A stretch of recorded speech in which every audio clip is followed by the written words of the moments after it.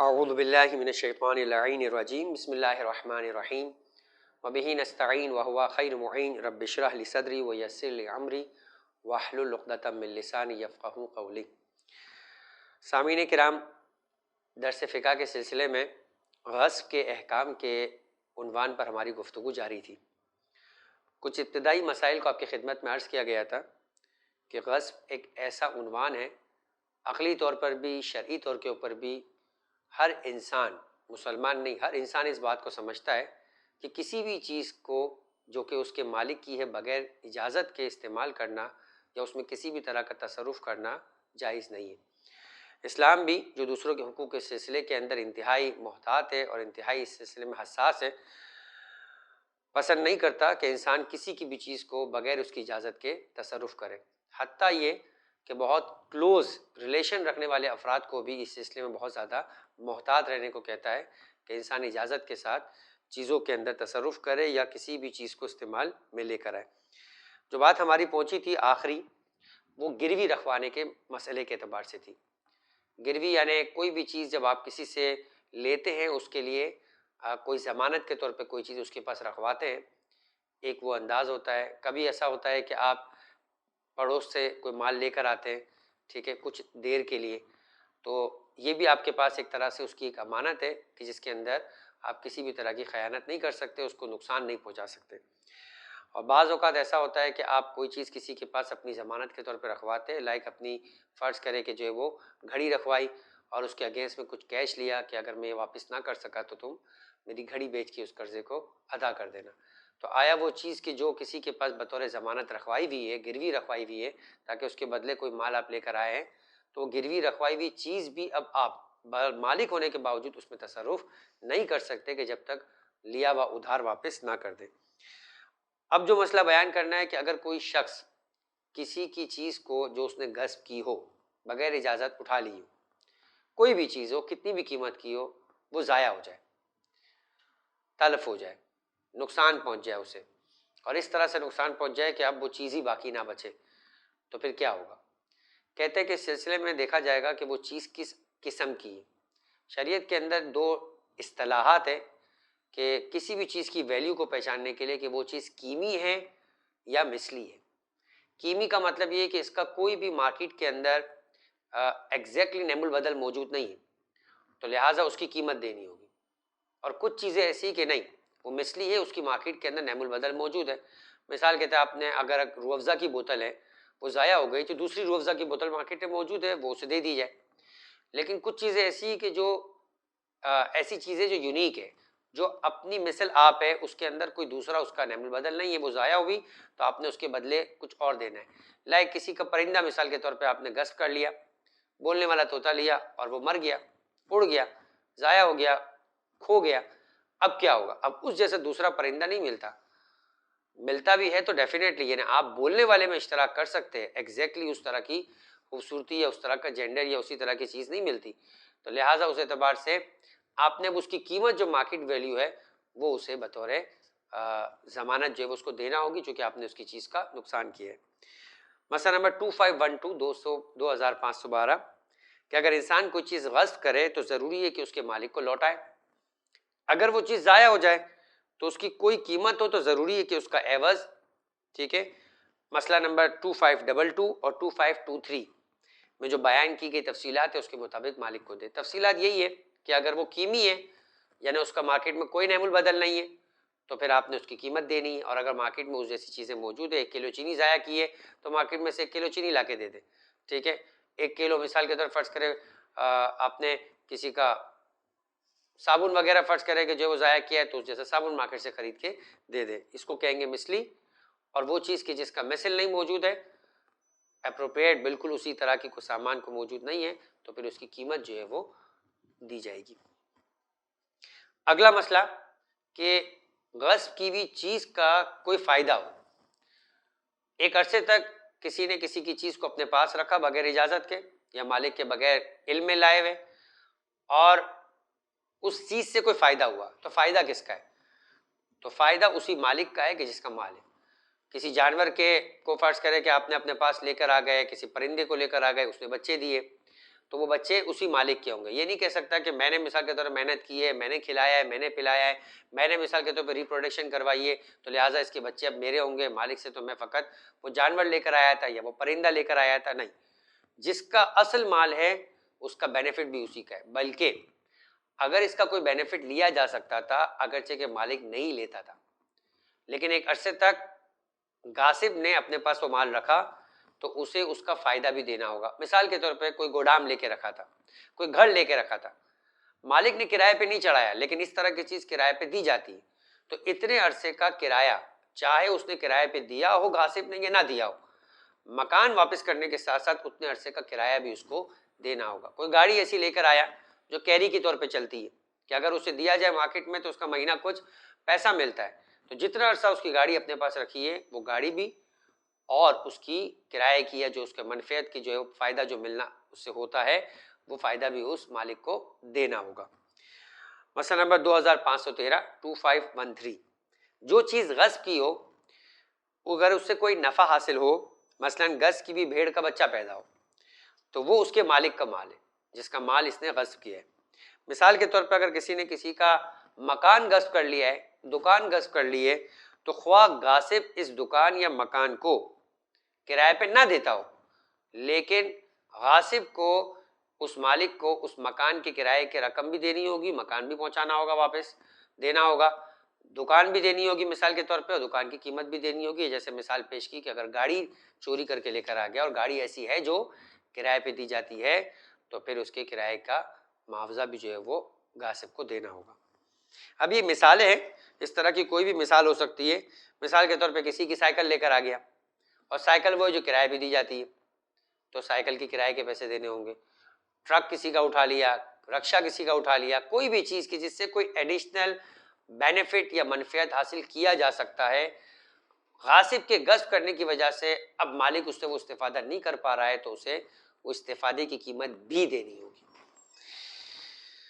अगला मसला है 2514, कुछ ऐसे अफराद है कि जो खुद से अपने माल में तसरुफ नहीं कर सकते, अगर वो तसरुफ कर भी रहे हैं तो मालिक यानी वली की तरफ से, सरपरस्त की तरफ से इजाजत है।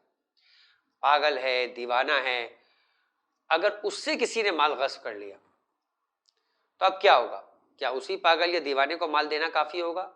नहीं, आपको ये माल या इसका नुकसान वली को पलटाना है और वली से जो है वो आपका मामला होगा।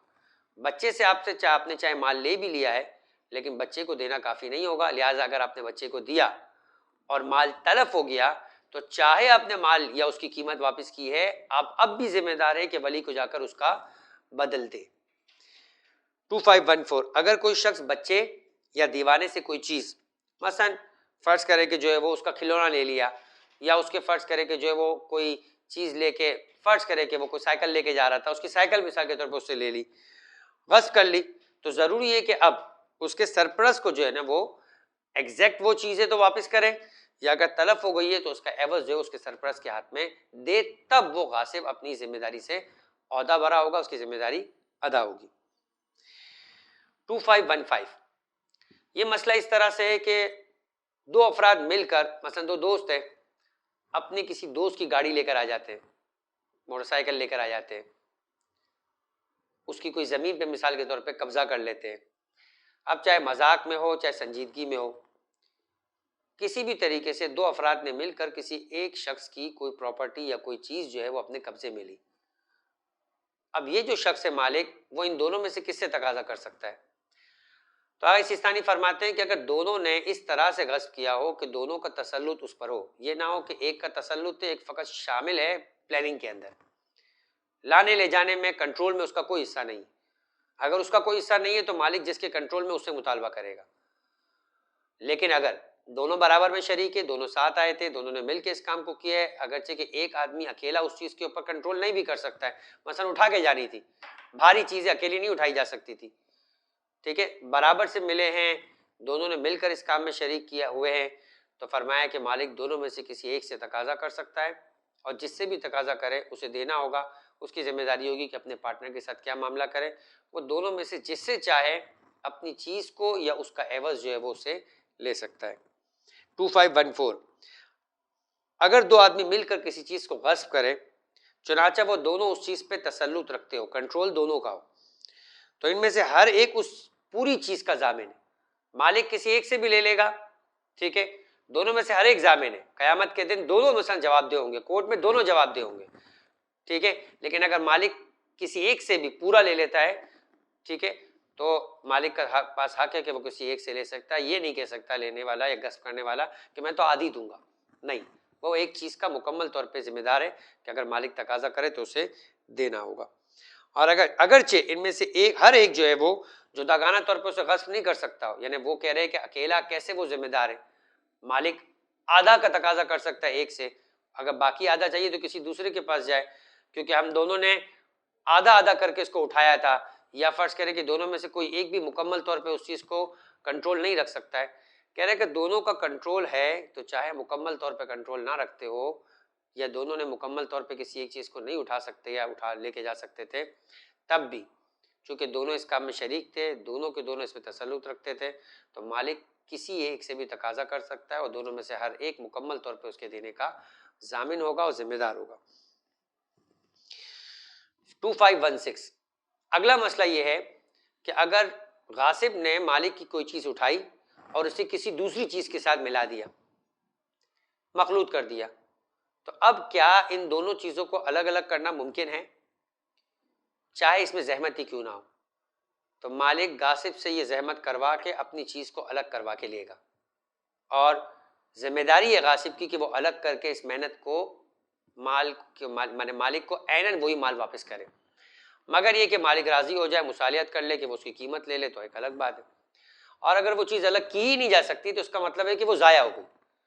जैसे दूध लिया 1 किलो और अपने 1 किलो दूध में मिला दिया, अब वो मिक्स हो गया, अब वो मालिक की ऐन चीज नहीं है। जब तल्फ हो गया तो फिर उसमें तलफ होने वाले कानून इस्तेमाल होंगे कि अगर मिसली है तो मिसली दे और अगर कीमी है तो कीमी दे, यानी अगर एग्जैक्ट वो चीज मार्केट में अवेलेबल है तो वो ला के दे, वरना उसकी कीमत दे। 2516 कि अगर कोई शख्स गस्ब की हुई चीज को दूसरी चीज से मिला दे, मसलन जो गेहूं गस्ब की हो उसको जौ से मिला दे। अब गेहूं एक अलग प्रोडक्ट है, जौ एक अलग प्रोडक्ट, दोनों को अलग करना मुमकिन है।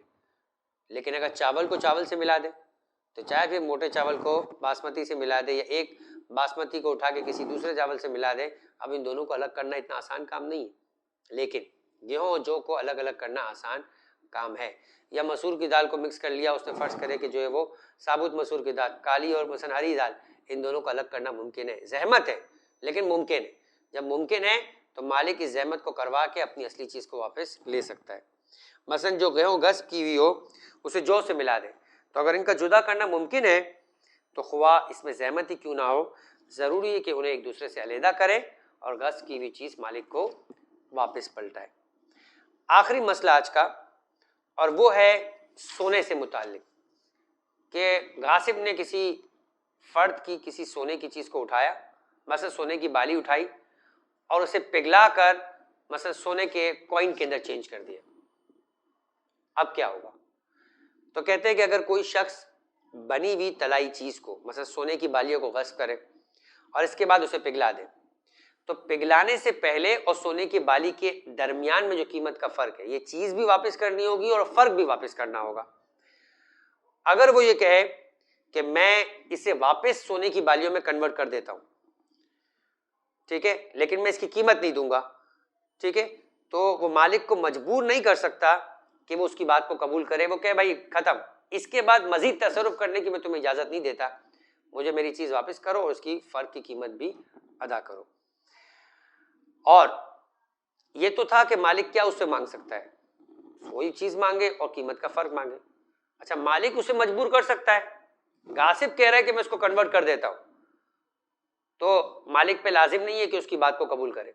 लेकिन क्या मालिक मजबूर कर सकता है कि मुझे तो सोने की बाली ही बना के दो, मैं फर्क नहीं लूंगा, मुझे सोने की बाली चाहिए? कहा कि नहीं, वो भी गासिब को मजबूर नहीं कर सकता कि उसे असली कैफियत के अंदर पलटा के दे, जो है वो और उसका फर्क ले। हाँ, अगर गासिब खुद राजी हो और मालिक भी राजी हो तो वो अपने वापस उस सोने में बनी हुई बाली क्यों ले सकता है, फिर ऐसी सूरत में उसको फर्क की कीमत नहीं मिलेगी। देखिए मसला नंबर, और ये आखिरी मसला है आपका, कि अगर कोई शख्स बनी हुई तलाई चीज मसलन सोने की बालियों को गस्ब करे और इसके बाद इसे पिघला दें। पिघलाने से पहले और पिघलाने के बाद, यानी जो बाली था उस वक्त और अभी जो सोना पिघलने के बाद फर्ज करें कॉइन बन चुका है या कुछ और चीज बन चुकी है, इस फर्क को जो भी आता है जरूरी के मालिक को अदा करें। चुनाचे अगर वो कीमत में जो फर्क पड़ा है गासिब ना देना चाहे और कहे कि मैं उसे दोबारा वो सुनार है वापस बाली बना देता हूं, तो मालिक को मजबूर नहीं कर सकता कि वो उसकी बात को कबूल करे, बल्कि मालिक कह सकता है कि नहीं मुझे अभी वैसे ही दे दे और उसका फर्क दे दे। उल्टा हो सकता है कि अगर वो फर्क देने को तैयार है सोने के साथ, तो क्या मालिक मजबूर कर सकता है कि वो उसे पहले की तरह बना दे? फरमाते हैं कि मालिक भी मजबूर नहीं कर सकता कि वो उसे पहले की तरह बना दे। इसी के साथ अपनी गुफ्तगू को आज की हद तक हम इख्तिताम करते हैं। इंशाअल्लाह अगले सिलसिले के अंदर गुफ्तगू को मजीद आगे बढ़ाया जाएगा। वमा अलैना इल्लल बलाग।